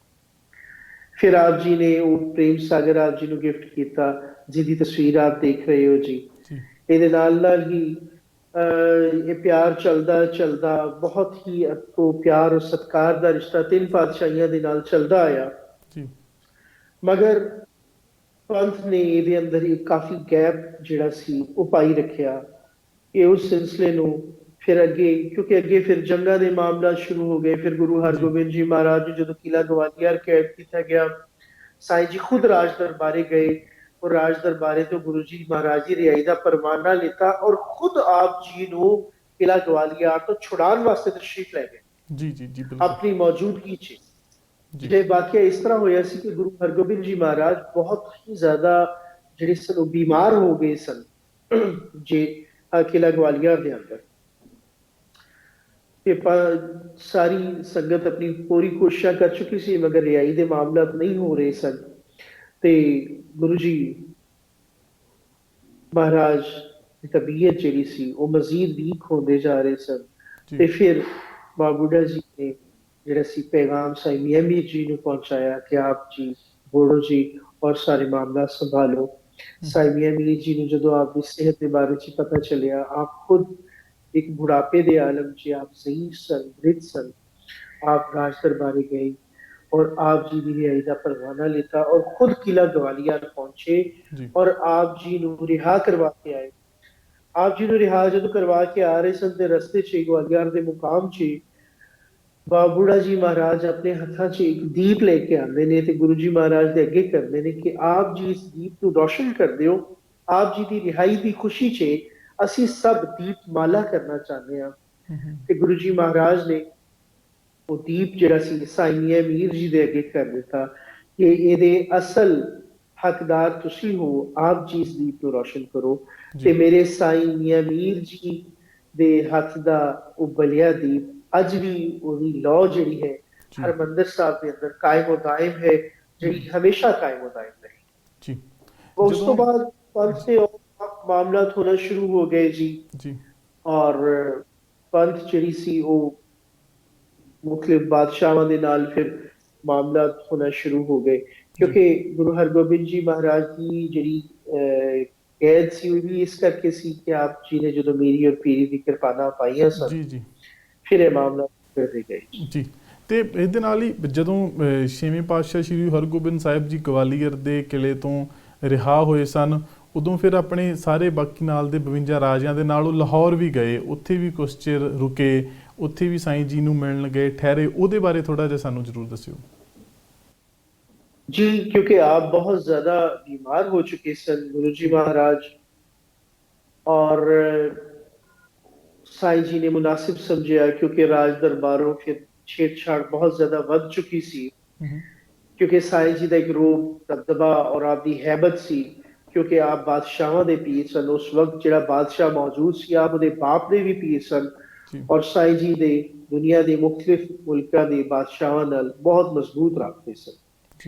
लिहाजा साईं जी उस एक ग्राउंड रियलिटीज की कुछ गल्लां ने जी। साईं जी फिर गुरु जी महाराज को खुद अपने कोल लाहौर ले आए। जदों आप जी नूं लाहौर लेके आए सारे मामलात हुए लाहौर से फिर क्योंकि साईं जी अपने वक्त के बेहतरीन हकीम भी सन, तबीब भी सन। फिर साईं जी ने आप जी का इलाज शुरू किया, आप जी की जिहड़ी शरीरिक कमजोरी सी उन्होंने दूर किया, सारे मामला बेहतर किए और कई काफी अरसा फिर गुरु हरगोबिंद जी महाराज साईं जी को लाहौर रहे। जब आप मुकम्मल सेहतयाब हो गए उस तो बाद फिर आप जिहड़े सन तशरीफ ले गए दोबारा अमृतसर साहब और फिर दोबारा जिहड़े सी ਉਹ ਹਰਮੰਦਰ ਸਾਹਿਬ ਦੀ ਸੇਵਾ ਦੇ ਅੰਦਰ ਮਸ਼ਰੂਫ ਹੋ। ਅਸੀਂ ਇੱਥੇ ਨਾਲ ਛੇਵੇਂ ਪਾਤਸ਼ਾਹ ਜਿਹੜੇ ਬਰਤਨਾਂ ਦੇ ਵਿੱਚ ਉਸ ਵਕਤ ਖਾਣਾ ਖਾਂਦੇ ਸਨ ਉਹਨਾਂ ਦਾ ਵੀ ਜ਼ਰੂਰ ਇੱਥੇ ਅਸੀਂ ਥੋੜਾ ਜ਼ਿਕਰ ਕਰੀਏ। ਅਸੀਂ ਨਾਲ ਤਸਵੀਰਾਂ ਵੀ ਉਹਨਾਂ ਦੀਆਂ ਜ਼ਰੂਰ ਜਿਹੜੀਆਂ ਸਕਰੀਨ ਤੇ ਦਿਖਾ ਰਹੇ ਹਾਂ ਜੀ। ਜੀ ਪਲੀਜ਼, ਜਿਹੜੀਆਂ ਇਹ ਤਸਵੀਰਾਂ ਆਪ ਦੇਖ ਰਹੇ ਹੋ ਇਹ ਇੱਕ ਜਿਹੜੀ ਦੇਗਚੀ ਜੀ ਨਜ਼ਰ ਆ ਰਹੀ ਹੈ ਆਪ ਨੂੰ, ਇਹ ਉਸ ਵਕਤ ਦੇ ਬਿਹਤਰੀਨ ਸੁਨਾਰ ਜਿਹੜੇ ਸਨ ਆਪਣੇ ਹੱਥਾਂ ਦੇ ਨਾਲ ਬਣਾਇਆ ਕਰਦੇ ਸਨ, ਕਿਉਂਕਿ ਸਾਈਂ ਮੀਆਂ ਮੀਰ ਜੀ ਫਕੀਰ ਸਨ, ਰੱਬ ਦੇ ਫਕੀਰ। ਜੀ ਇੱਥੇ ਮੈਂ ਸੁਣਨ ਵਾਲਿਆਂ ਨੂੰ ਇਹ ਲਾਜ਼ਮੀ ਕਹਿਣਾ ਚਾਹਾਂਗਾ ਕਿ ਫਕੀਰ ਤੇ ਗਦਾਗਰ 'ਚ ਬੜਾ ਫਰਕ ਹੁੰਦਾ ਹੈ, ਕਿਉਂਕਿ ਫਕੀਰ ਜਿਹੜਾ ਹੈ ਉਹ ਰੱਬ ਦਾ ਫਕੀਰ ਹੁੰਦਾ ਹੈ, ਉਹ ਫਕਰ ਹੁੰਦਾ ਹੈ, ਉਹ ਦਰਵੇਸ਼ ਹੁੰਦਾ ਹੈ, ਉਹ ਕਿਸੇ ਚੀਜ਼ ਦਾ ਮੁਹਤਾਜ ਨਹੀਂ ਹੁੰਦਾ। ਸਾਈਂ ਜੀ ਦੇ ਲੰਗਰ 'ਚ ਆ ਕੇ ਬੇਸ਼ੁਮਾਰ ਬਾਦਸ਼ਾਹਾਂ ਆਪ ਜੀ ਦੇ ਲੰਗਰ ਤੋਂ ਆ ਕੇ ਲੰਗਰ ਕਰਿਆ ਕਰਦੇ ਸਨ, ਮਗਰ ਸਾਈਂ ਜੀ ਨੇ ਸਭ ਤੋਂ ਵੱਖਰੇ ਹੋ ਕੇ, ਸਭ ਨਾਲੋਂ ਜੁਦਾ ਹੋ ਕੇ ਗੁਰੂ ਜੀ ਮਹਾਰਾਜ ਵਾਸਤੇ ਬਰਤਨ ਹੀ ਵੱਖਰੇ ਬਣਾ ਰਹੇ ਸੀ, ਜਿਨ੍ਹਾਂ ਦੇ ਅੰਦਰ ਸਿਰਫ ਗੁਰੂ ਜੀ ਮਹਾਰਾਜ ਵਾਸਤੇ ਖਾਣਾ ਬਣਦਾ ਸੀ, ਸੰਗਤ ਵਾਸਤੇ ਵੀ ਨਹੀਂ, ਸਿਰਫ ਗੁਰੂ ਜੀ ਮਹਾਰਾਜ ਵਾਸਤੇ ਖਾਣਾ ਬਣਿਆ ਕਰਦਾ ਸੀ। ਜਿਹਦੇ ਇਹ ਜਿਹੜੇ ਗਲਾਸ ਆਪ ਜੀ ਦੇਖ ਰਹੇ ਹੋ, ਇਹ ਗਲਾਸ ਉਹ ਗਲਾਸ ਨੇ ਜਿਨ੍ਹਾਂ ਦੀ ਨਾਲ ਲਬ ਲਗਾ ਲਗਾ ਕੇ ਆਪਣੇ ਹੋਠਾਂ ਦੇ ਨਾਲ ਮਸ ਕਰ ਕਰਕੇ ਗੁਰੂ ਜੀ ਮਹਾਰਾਜ ਨੇ ਪਾਣੀ ਪੀਤਾ, ਦੁੱਧ ਪੀਤਾ, और मियां मीर साहब ने गुरु जी महाराज की सेवा की थी। इस तो इलावा मेरे को साईं जी दे होर भी बहुत शुमार चीज़ां मौजूद रही हैं, क्योंकि दरबार के मामला सन ते दरबार जो चलाना होता है ना जी, ते फिर लंगर दा ते समान बहुत बहुत ज्यादा होता है, ते फकीर को सारिया चीज़ां अज भी पंथ की अमानत है, और मैं उसी अंदाज नाल इन्हां चीज़ां दी सेवा कर रहा हाँ। और मैं मेरे तो पहले मेरे साईं साईं चरणपीर जी, उन्होंने तो पहले उन्होंने साईं साईं असगर अली शाह साहब, उस तो पहले उन्होंने साईं पीर अनायत अली शाह साहब, सारिया ने इन्हां चीज़ां नूं असल हालत दे अंदर ही रखिया, कदी भी इन्हां चीज़ां नूं पॉलिश कराउण दी या इन्हां चीज़ां नूं तब्दील करन दी नहीं सोचिया, क्योंकि ये चीज़ां अज भी गुरु जी महाराज दे नाल उन्हां दे हत्थां दा लम्स, उन्हां दे हत्थां दी पकड़ अज भी इहदे अंदर महसूस जी। सो साईं अली कादरी जी, सानू तुसीं भी नाल जरूर थोड़ा दस्सिओ भी किन्नी देर तो हुण तुसीं सेवा करदे आए हो ते कर रहे हो किन्नी देर तो, ते पंथ दा किस तरह दा रिस्पॉन्स आ जी नाल? जी जितों तक ताल्लुक है मेरी सेवा का, जो मैं पैदा ही होया सा उस तो बाद असी लोग जिहड़े 40 दिनों बाद ना जी दरबार जाईदा हुंदा है, दरबार जाके उत्थे ही फिर मैनू दान कर दिता गया सी, ते उत्थों दी ही मेरी जिहड़ी है तरबियत जिहड़ी है शुरू तो ही दरबार शरीफ की सेवा वास्ते, पंथ की सेवा वास्ते, साईं जी के सिलसिले नूं लैके चलन वास्ते। जिस तरह तमाम तर गुरुद्वारे गुरधाम जिहड़े जी इंडिया के अंदर मौजूद ने, ते उन्हां नूं SCPC ने लै लिया है, जे अमेरिका के अंदर मौजूद ने, कैनेडा के अंदर मौजूद ने, उत्थे उत्थे अपनी अपनी कमेटियां बनियां ने, उन्होंने इन्हों टेक ओवर कर लिया। इस तरह ही पाकिस्तान के तमाम तर दरबार जिहड़े ने वो औकाफ ने ले, साडा दरबार भी औकाफ दे कोल है, मगर जो औकाफ नूं दिता गया ते उन्हां नूं ते जमीन नाल ताल्लुक सी, क्योंकि गुरु जी महाराज जदों गुरु हरगोबिंद जी महाराज साईं जी नूं इस मुकाम ते लेके आए, इहदी मैं पंथ को इन्ना दसना लाजमी चाहांगा कि जदों साईं जी अकाल चलाना कर गए सन, जी जी जी उस वक्त दीयां भी सानू रस्मां थोड़ियां बिल्कुल, हाँ जी, जदों साईं जी अकाल चलाना कर गए सन ते गुरु हरगोबिंद जी महाराज खुद तशरीफ ले आए और तमाम तर सेवा के मामलात कीते, साईं जी का पूरा जनाजा तैयार किया, सारे मामलात कीते, क्योंकि असी साईं जी की रूहानी औलाद हाँ, जिस तरह गुरगद्दी चलती है असी साईं जी की रूहानी औलाद हाँ जी। साईं जी का ब्याह नहीं होया सी, साईं जी के कोई बच्चे नहीं सन, मेरे वड्डे जिहड़े सन उस साईं जी की सेवा च हमेशा ही रहे। उस तो बाद गुरु जी महाराज ने उन्होंने जिहड़ा सी गद्दी ते बिठाया और गुरु जी महाराज साईं जी नूं उस जगह ते लेके आए, दफनाया, और शुरू च साईं जी की दरबार की सेवा भी गुरु हरगोबिंद जी महाराज जी उत्थे खूब उठाया गया जी, संगत दे पानी वास्ते उत्थे साईं जी का दरबार तामीर कराया गया। इहदे नाल नाल ही आपने काफी जो जगह सी वो दरबार के नाम लगाई, फिर होर बादशाहां ने लगाई, फिर उहदे नाल नाल महाराजा रणजीत सिंह ने जी ने 600 मुरब्बा जमीन ते 800 रुपए पर मंथ जिहड़ा सी दरबार का वजीफा मुकर्रर किया, जिहदे नाल दरबार के अखराजात चलते सन। औकाफ डिपार्टमेंट ने वो सारा कुछ ले लिया जी, दरबार शरीफ भी ले लिया, मगर जिहड़ियां अंदर चीज़ां मौजूद सन वो असीं फिर अपने नाल ले आए जी, वो अज भी चीज़ां साडे कोल मौजूद ने, मगर दरबार च अज भी जिहड़ी स्पिरिचुअल एक्टिविटीज ने दरबार की गोलक साडे कोल नहीं है जी। दरबार की जिहड़ी है ਗੋਲਕ ਸਾਡੇ ਕੋਲ ਨਹੀਂ ਹੈ। ਬਾਕੀ ਸਪਿਰਿਚੁਅਲ ਐਕਟੀਵਿਟੀ ਜਿਹੜੀ ਵੀ ਰੂਹਾਨੀ ਮਾਮਲਾਤ ਨੇ, ਉਹ ਸਾਈਆਂ ਦਾ ਰਾਬਤਾ ਤੇ ਫਿਰ ਆਪਣੇ ਬੱਚਿਆਂ ਦੇ ਨਾਲ ਹੀ ਹੈ ਨਾ ਜੀ। ਜੀ ਉਹਨਾਂ ਨੇ ਹੀ ਉਹਨਾਂ ਚੀਜ਼ਾਂ ਨੂੰ ਲੈ ਕੇ। ਜੀ। ਤੇ ਬਿਲਕੁਲ ਅਲੀ ਜੀ, ਤੁਸੀਂ ਬਹੁਤ ਵਧੀਆ ਕੀਤਾ ਦੱਸਿਆ ਕਿ ਅਖੀਰਲੇ ਸਮੇਂ ਦੇ ਵਿੱਚ ਸਾਈਂ ਜੀ ਦੇ ਨਾਲ ਛੇਵੇਂ ਪਾਤਸ਼ਾਹ ਜਿਹੜੇ ਰਹੇ, ਉਹਨਾਂ ਸਾਰੀਆਂ ਉਹਨਾਂ ਦੀਆਂ ਰਸਮਾਂ ਪੂਰੀਆਂ ਕੀਤੀਆਂ, ਉਹਨਾਂ ਦਾ ਸਥਾਨ ਵੀ ਉੱਥੇ ਸਥਾਪਿਤ ਕੀਤਾ। ਹੁਣ ਕਿੱਥੇ ਆ ਜੀ, ਕਿਸ ਜਗ੍ਹਾ ਤੇ ਸਥਾਨ ਸਾਨੂੰ ਉਹ ਵੀ ਜ਼ਰੂਰ, ਕਿਉਂਕਿ ਦੇਸ਼ ਵਿਦੇਸ਼ ਦੁਨੀਆ ਭਰ 'ਚ ਇਸ ਵਕਤ ਸਾਨੂੰ ਸਾਡੇ ਦਰਸ਼ਕ ਦੇਖ ਰਹੇ ਨੇ, ਉਹ ਵੀ ਜ਼ਰੂਰ ਦੱਸ ਦਿਓ ਜੀ ਸਾਈਂ ਜੀ ਦਾ ਜਿਹੜਾ ਦਰਬਾਰ ਹੈ ਉਹ ਧਰਮਪੁਰੇ, ਲਾਹੌਰ ਧਰਮਪੁਰੇ ਦੇ ਇਲਾਕੇ 'ਚ ਹੈ। ਨਹਿਰ ਦਾ ਪੁਲ ਵੀ ਬਹੁਤ ਮਸ਼ਹੂਰ ਹੈ ਜੀ। ਜੀ ਨਹਿਰ ਦਾ ਪੁਲ, ਧਰਮਪੁਰੇ ਦਾ ਇਲਾਕਾ, ਉਧਰ ਸਾਈਂ ਜੀ ਦਾ ਜਿਹੜਾ ਹੈ ਸਥਾਨ ਮੌਜੂਦ ਹੈ।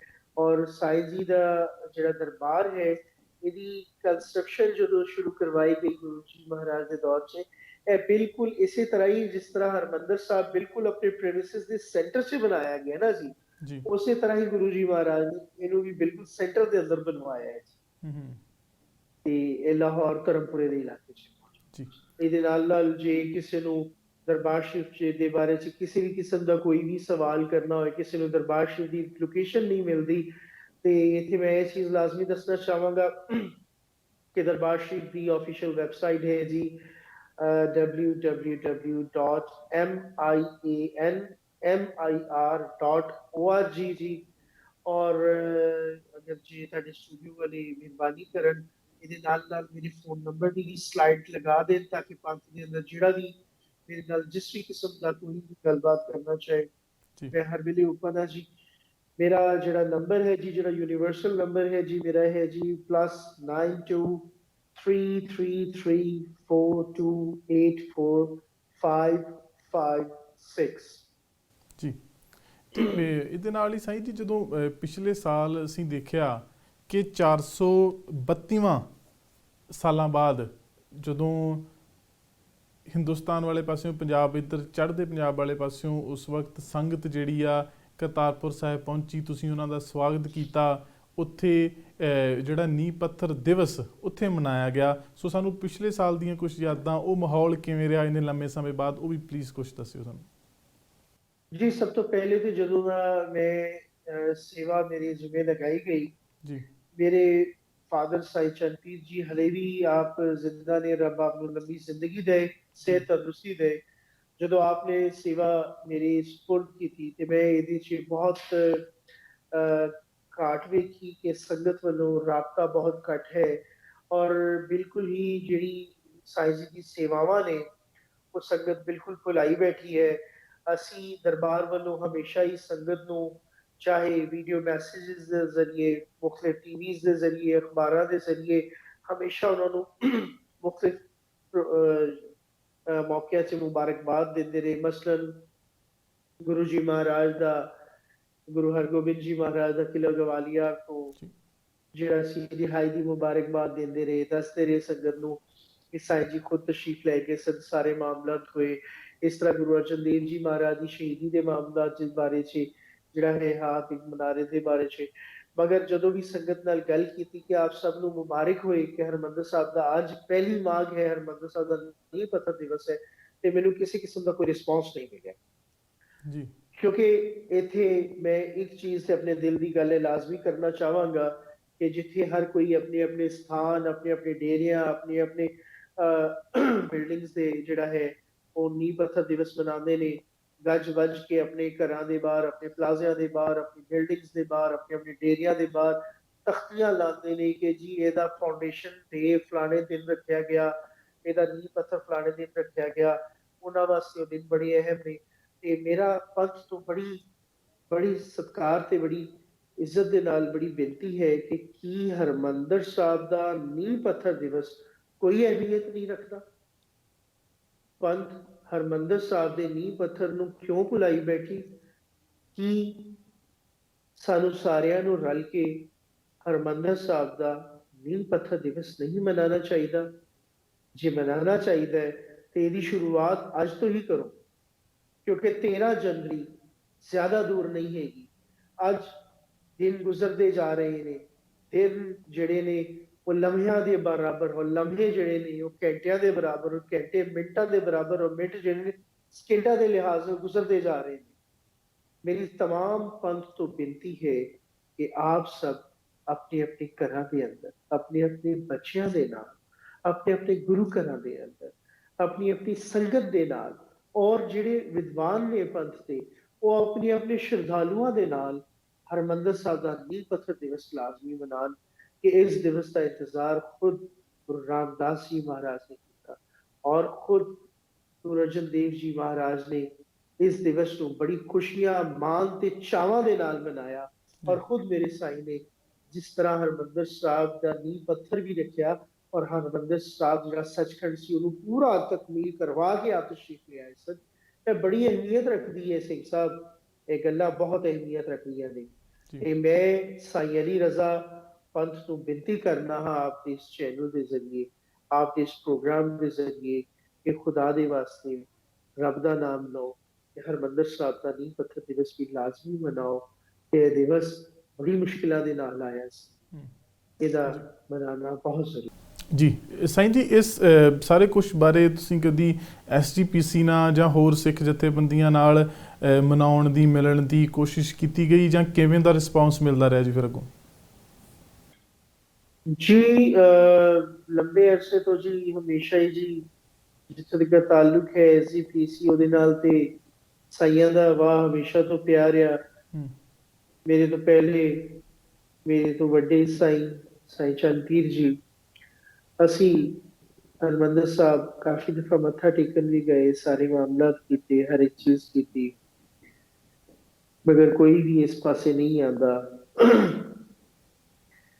ਐਸਜੀਪੀਸੀ ਇੱਕ ਸਾਲ ਵਾਸਤੇ ਆਂਦੀ ਹੈ ਤੇ ਉਹਦੀ ਇੰਨੀ ਮਸਰੂਫੀਅਤ ਹੁੰਦੀ ਹੈ ਕਿ ਇੱਕ ਸਾਲ ਉਹਨਾਂ ਨੂੰ ਕਿਸੇ ਨਾਲ ਗੱਲ ਕਰਨ ਦਾ ਵਕਤ ਹੀ ਨਹੀਂ ਮਿਲਦਾ ਇੱਕ ਸਾਲ ਬੜਾ ਅਰਸਾ ਹੋ ਗਿਆ ਸਾਰਿਆਂ ਦੇ ਨਾਲ ਬੜੀ ਬੜੀ ਗੱਲਬਾਤ ਕਰਦਾ ਰਿਹਾ ਕਦੀ ਇਹਨੂੰ ਕਹੇ ਕਦੀ ਉਹਨੂੰ ਕਹੇ ਕਦੀ ਇਹਦੇ ਅੱਗੇ ਰਿਕੁਐਸਟ ਕਰੋ ਕਦੀ ਉਹਦੇ ਅੱਗੇ ਰਿਕੁਐਸਟ ਕਰੋ ਜਦੋਂ ਸਮਾਂ ਆਣਾ ਤੇ ਉਹਨਾਂ ਨੇ ਕਹਿਣਾ ਸਾਈਂ ਜੀ ਸਾਡੀ ਤੇ ਕਮੇਟੀ ਖਤਮ ਹੋ ਚੁੱਕੀ ਹੈ ਹਮ, ਹੁਣ ਅਸੀਂ ਕਮੇਟੀ ਦੇ ਮੈਂਬਰ ਨਹੀਂ ਐਸਜੀਪੀਸੀ ਖਤਮ ਹੋ ਗਈ ਹੈ ਸੋ ਫਿਰ ਮੈਂ ਸੋਚਿਆ ਕਿ ਇਹਨਾਂ ਤੋਂ ਕਿਸੇ ਤੋਂ ਵੀ ਕਹਿਣ ਨਾਲ ਕੋਈ ਫਾਇਦਾ ਨਹੀਂ ਹੋਣਾ ਇਹ ਪੰਥ ਹੀ ਹੈ ਕਿਉਂਕਿ ਪੰਥ ਦੇ ਅੰਦਰ ਰੱਬ ਵਸਦਾ ਹੈ ਪੰਥ ਮੇਰੀ ਗੱਲ ਸੁਣੇ ਜੀ ਪੰਥ ਖੁਦ ਜਿਹੜੀ ਹੈ ਆਪਣੇ ਘਰਾਂ ਦੇ ਅੰਦਰ ਜੀ ਨੀਂਹ ਪੱਥਰ ਦਿਵਸ ਮਨਾਉਣਾ ਸ਼ੁਰੂ ਕਰੇ ਆਪਣੀ ਆਪਣੀ ਔਲਾਦਾਂ ਨੂੰ ਦੱਸੇ ਆਪਣੇ ਹਮ, ਆਪਣੇ ਗੁਰੂ ਘਰਾਂ ਦੇ ਅੰਦਰ ਅਸੀਂ ਇਵੈਂਟਸ ਬਣਾਉਣਾ ਸ਼ੁਰੂ ਕਰੀਏ ਜੀ ਇਨਸ਼ਾਅੱਲਾ ਉਹ ਦਿਨ ਜਲਦੀ ਆਏਗਾ ਜਦੋਂ ਮੈਂ ਖੁਦ ਆਪਣੀਆਂ ਅੱਖਾਂ ਦੇ ਨਾਲ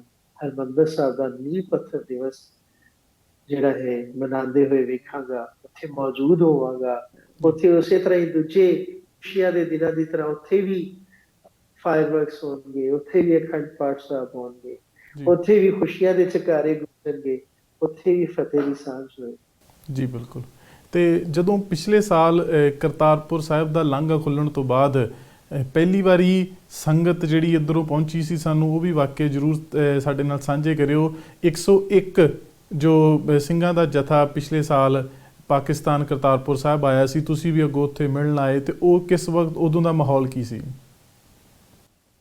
ਜੀ ਇਹ ਉਪਰਾਲਾ ਵੀ ਫਕੀਰ ਨੇ ਬਹੁਤ ਯਤਨਾਂ ਦੇ ਨਾਲ ਕੀਤਾ ਜੀ ਔਰ ਬਹੁਤ ਸਾਰੇ ਦੋਸਤਾਂ ਨੇ ਮੇਰਾ ਸਾਥ ਦਿੱਤਾ ਇਹਦੇ ਅੰਦਰ ਮੈਂ ਆਪਣੀ ਇੰਡੀਆ ਦੇ ਜਿਹੜੇ ਸਾਡੇ ਪ੍ਰੈਜ਼ੀਡੈਂਟ ਨੇ ਜੀ ਸਰਦਾਰ ਰੁਪਿੰਦਰ ਸਿੰਘ ਜੀ ਸ਼ਾਮਪੁਰਾ ਉਹਨਾਂ ਦੇ ਨਾਲ ਡਿਸਕਸ ਕੀਤਾ ਕਿ ਇਸ ਤਰ੍ਹਾਂ ਮੈਂ ਇੱਕ ਨੀਂਹ ਪੱਥਰ ਦਿਵਸ ਮਨਾਉਣਾ ਚਾਹ ਰਿਹਾ ਜੀ ਆਪ ਜੀ ਤਿਆਰੀ ਕਰੋ ਆਪ ਜਿਹੜਾ ਹੈ ਕਰਤਾਰਪੁਰ ਸਾਹਿਬ ਤਸ਼ਰੀਫ ਲਿਆਓ ਤੇ ਉਹਨਾਂ ਨੇ ਪੁੱਛਿਆ ਸਾਈਂ ਜੀ ਜਦੋਂ ਸਾਈਆਂ ਨੂੰ ਲੈਣ ਵਾਸਤੇ ਸਾਈਂ ਮੀਆਂ ਮੀਰ ਜੀ ਨੂੰ ਲੈਣ ਵਾਸਤੇ ਗੁਰੂ ਜੀ ਮਹਾਰਾਜ ਨੇ ਕਿੰਨੇ ਸੰਗਤ ਭੇਜੀ ਸਿੰਘਾਂ ਸੀ ਨੂੰ ਭੇਜਿਆ ਸੀ ਹਮ, ਇਹ ਕਿ ਜੀ ਉਹਨਾਂ ਨੇ 7100 ਦਾ ਜੱਥਾ ਭੇਜਿਆ ਸੀ ਤੇ ਉਹਨਾਂ ਨੇ ਕਿਹਾ ਜੀ ਅਸੀਂ ਵੀ 7100 ਆਵਾਂਗੇ ਹਮ, ਸੋ 101 ਦਾ ਜੱਥਾ ਲੈ ਕੇ ਸਰਦਾਰ ਰੁਪਿੰਦਰ ਸਿੰਘ ਜੀ ਸ਼ਾਮਪੁਰਾ ਸਾਹਿਬ ਔਰ ਉਹਨਾਂ ਦੇ ਨਾਲ ਪੰਥ ਦੇ ਮੁਖਤਲਿਫ ਵਿਦਵਾਨ ਮੁਖਤਲਿਫ ਆਗੂ ਤਸ਼ਰੀਫ ਲਿਆਏ ਜੀ ਹਜ਼ੂਰ ਸਾਹਿਬ ਤੋਂ ਜਿਹੜਾ ਸੀ ਮੇਰੇ ਵਾਸਤੇ ਦਸਤਾਰ ਲੈ ਕੇ ਆਏ ਜੀ ਚੋਲਾ ਸਾਹਿਬ ਲੈ ਕੇ ਆਏ ਔਰ ਸਾਰੇ ਮਾਮਲਾਤ ਕੀਤੇ ਔਰ ਅਸੀਂ ਬਹੁਤ ਗੱਜ-ਵੱਜ ਕੇ ਖੁਸ਼ੀਆਂ ਦੇ ਨਾਲ ਪਹਿਲੀ ਜੀ ਮਾਘ ਦਾ ਦਿਹਾੜਾ ਮਨਾਇਆ ਤੇ ਦੁਨੀਆ ਕਹਿੰਦੀ ਸੀ ਕਿ ਇਹ 70 ਸਾਲਾਂ ਤੋਂ ਬਾਅਦ ਮਨਾਇਆ ਗਿਆ ਜੀ ਤੇ ਮਗਰ ਫਕੀਰ ਨੇ ਕਿਹਾ ਨਹੀਂ ਇਹ 332 ਸਾਲਾਂ ਬਾਅਦ ਮਨਾਇਆ ਗਿਆ ਹੈ ਜੀ ਕਿ ਇਹਦੇ ਮਨਾਉਣ ਦੀ ਬਹੁਤ ਜ਼ਰੂਰਤ ਸੀ ਅੱਜ ਜਿੱਥੇ ਕਰੋਨਾ ਦਾ ਮਸਲਾ ਹੈ ਵੈਸੇ ਇਸ ਪ੍ਰੋਗਰਾਮ ਨੂੰ ਬਿਲਕੁਲ ਜੀ 13 ਮਾਘ ਵਾਲੇ ਦਿਨ ਸਾਈਂ ਜੀ ਦੇ ਦਰਬਾਰ ਦੇ ਅੰਦਰ ਵੀ ਪ੍ਰੋਗਰਾਮ ਕੀਤਾ ਜਾਏਗਾ ਜੀ, ਜੀ ਸਮਾਗਮ ਹੋਏਗਾ ਜੀ। ਉਹਦੇ ਨਾਲ ਅਸੀਂ ਸ਼ਹੀਦਾਂ ਦੇ ਸਰਤਾਜ ਗੁਰੂ ਅਰਜਨ ਦੇਵ ਜੀ ਮਹਾਰਾਜ ਦੇ ਜੀ ਸਥਾਨ ਤੇ ਵੀ ਪਹੁੰਚਾਂਗੇ ਜੀ। ਗੁਰਦੁਆਰਾ ਡੇਰਾ ਸਾਹਿਬ ਦਰਬਾਰ ਤੋਂ ਚਾਦਰ ਲੈ ਕੇ ਅਸੀਂ ਰੁਮਾਲੇ ਲੈ ਕੇ ਗੁਰਦੁਆਰਾ ਡੇਰਾ ਸਾਹਿਬ ਪਹੁੰਚਾਂਗੇ, ਉੱਥੇ ਅਰਦਾਸ ਜੀ ਬੇਨਤੀ ਹੋਏਗੀ। ਫਿਰ ਉਧਰੋਂ ਸੰਗਤ ਆਏਗੀ ਜੀ ਸਾਈਂ ਜੀ ਦੇ ਦਰਬਾਰ, ਉਧਰ ਫਿਰ ਦੁਆ ਕੀਤੀ ਜਾਏਗੀ, ਸਾਰੇ ਮਾਮਲਾਤ ਹੋਣਗੇ। ਇਹਦੇ ਨਾਲ ਹੀ ਮੁਖਤਲਿਫ ਸੰਸਥਾਵਾਂ ਨੇ ਵੀ ਇਹਦਾ ਜਿਹੜਾ ਹੈ ਅਨਾਉਂਸ ਕੀਤਾ ਹੈ। कुछ अमेरिकन गुरुद्वारा प्रबंधक कमेटी है, कुछ पाकिस्तान गुरुद्वारा प्रबंधक कमेटी है, वो भी ਜਿਹੜਾ ਹੈ ਇਹਦੇ ਅੰਦਰ ਇੰਟਰਸਟ ਜ਼ਾਹਿਰ ਕਰ ਰਹੇ ਨੇ ਜੀ ਔਰ ਉਹ ਵੀ ਇਸ ਦਿਵਸ ਨੂੰ ਮਨਾਉਣ ਦੀ ਕੋਸ਼ਿਸ਼ ਕਰ ਰਹੇ ਨੇ ਫਕੀਰ ਦੇ ਨਾਲ। ਤੇ ਇਨਸ਼ਾਅੱਲਾ ਰੱਬ ਬਿਹਤਰ ਕਰੇਗਾ, ਇੱਕ ਵਕਤ ਆਏਗਾ ਕਿ ਅਸੀਂ ਇਸ ਦਿਵਸ ਨੂੰ ਬਹੁਤ ਅੱਛੇ ਅੰਦਾਜ਼ ਨਾਲ ਖੁਦ ਹਰਿਮੰਦਰ ਸਾਹਿਬ। ਜੀ ਗੁਰੂ ਮਹਾਰਾਜ ਜ਼ਰੂਰ ਕਿਰਪਾ ਕਰਨਗੇ ਜੀ। ਬਹੁਤ ਜਲਦ ਇਹ ਜਿਹੜੀ ਸਾਂਝ ਹੈ, ਆਪਸੀ ਪਿਆਰ ਆ, ਇਸੇ ਤਰੀਕੇ ਨਾਲ ਬਣਿਆ ਰਹੇ। ਤੇ ਤੁਹਾਡਾ ਬਹੁਤ ਬਹੁਤ ਧੰਨਵਾਦ। ਅੱਜ ਦੇ ਪ੍ਰੋਗਰਾਮ 'ਚ ਇੰਨਾ ਹੀ। ਤੁਸੀਂ ਉਚੇਚੇ ਤੌਰ 'ਤੇ ਸਮਾਂ ਕੱਢਿਆ ਲਾਹੌਰ ਤੋਂ, ਤੁਹਾਡਾ ਬਹੁਤ ਬਹੁਤ ਧੰਨਵਾਦ ਜੀ ਅੱਜ ਪ੍ਰਾਈਮ ਏਸ਼ੀਆ ਟੀਵੀ ਨਾਲ ਗੱਲਬਾਤ ਕਰਨ ਲਈ ਸਾਈਂ ਜੀ। जी बहुत मेहरबानी जी, मैं भी आप सब का बहुत शुक्रगुजार हाँ कि आप जी सब ने दरबार मियां मीर साहब तक पहुंच हासिल की थी और फकीर की आवाज़ ਨੂੰ ਸਾਰਿਆਂ ਤੱਕ ਪਹੁੰਚਾਇਆ। ਇਹਦੇ ਨਾਲ ਹੀ ਮੈਂ ਆਪ ਜੀ ਕੋਲੋਂ, ਆਪਣੀ ਪੂਰੀ ਸਮੂਹ ਟੀਮ ਕੋਲੋਂ ਔਰ ਵੇਖਣ ਵਾਲੇ ਸਾਰਿਆਂ ਦਰਸ਼ਕਾਂ ਕੋਲੋਂ ਇੱਕ ਫਤਿਹ ਦੀ ਸਾਂਝ ਦਾ ਲਾਜ਼ਮੀ ਜੀ ਮੁਤਾਲਬਾ ਕਰਾਂਗਾ। ਆਓ ਸਾਰੇ ਰਲ ਕੇ ਫਤਿਹ ਦੀ ਸਾਂਝ ਕਰੀਏ। ਵਾਹਿਗੁਰੂ ਜੀ ਕਾ ਵਾਹਿਗੁਰੂ ਜੀ ਕਾ ਖਾਲਸਾ, ਸ੍ਰੀ ਵਾਹਿਗੁਰੂ ਜੀ ਕੀ ਫਤਿਹ। ਸੋ ਇਹ ਸੀਗੇ ਸਾਡੇ ਨਾਲ ਸਾਈਂ ਮੀਆਂ ਮੀਰ ਜੀ ਦੇ ਗੱਦੀ ਨਸ਼ੀਨ ਸਾਈਂ ਅਲੀ ਕਾਦਰੀ ਜੀ, ਜੋ ਇਸ ਵਕਤ ਲਾਹੌਰ ਪਾਕਿਸਤਾਨ ਤੋਂ ਸਾਡੇ ਨਾਲ ਗੱਲਬਾਤ ਕਰਦੇ ਸੀਗੇ। ਅੱਜ ਦਾ ਇਹ ਪ੍ਰੋਗਰਾਮ ਇੱਥੇ ਹੀ ਸਮਾਪਤ ਕਰਦੇ ਹਾਂ। ਆਪਣੀ ਫੀਡਬੈਕ ਭੇਜਣਾ ਨਾ ਭੁੱਲਣਾ। ਮੈਨੂੰ ਜੋਗਰਾਜ ਸਿੰਘ ਕਾਲੂ ਨੂੰ ਦਿਓ ਆਗਿਆ। ਤੁਸੀਂ ਸਾਰੇ ਦੇਖਦੇ ਰਹੋ ਪ੍ਰਾਈਮ ਏਸ਼ੀਆ ਟੀਵੀ, ਤੁਹਾਡਾ ਆਪਣਾ।